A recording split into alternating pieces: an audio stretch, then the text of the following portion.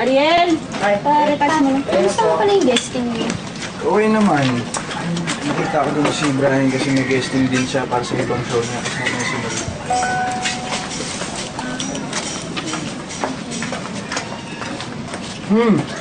Nakapag-decide na si Mama para dun sa dinner natin bukas. Please huwag mo kalimutan kasi alam mo si Mama nag-expect yun. Oo naman. Eh, di ba nga nag-promise ako kay Tita na present ako sa pagsalubong ng birthday niya. So, of course, I'll be there. Don't worry. Cake? Check. Chocolate fondue? Check. Imported wines? Check. Anong oras ba talaga darating si Trina? Late na siya, ha? Parating na yun. Excited na ako.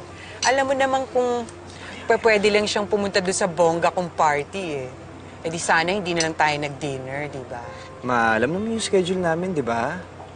Hectic. Yes, I know. That's why I called. I made...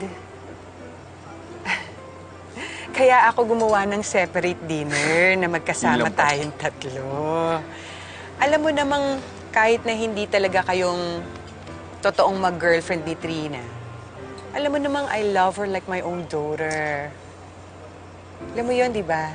Oo, Ma. Ha? Lapit na yun, ha? Ayos na ba lahat? Ayos na ba yan? Ayusin mo nga yung ano. Ayos para na, maganda tingnan. ayos na. Yan. Okay. Ayos na yun. Okay. Di pantay to eh. Di pantay. Uy. Trina!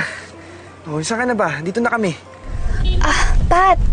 Naku, something happened. Yung best friend ko kasi from Cebu dumating. One night lang siya dito sa Manila, so sinamahan ko na. We're stuck in traffic kanina, but now we're like moving so slow. Trina, baka makakaabot ka pa.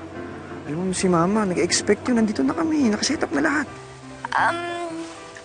Give me like an hour or two bago kayo makarating dyan. I'm so sorry, okay? Can you tell Tita I'm so sorry? Promise next time babawi ako, okay? Ano nangyari?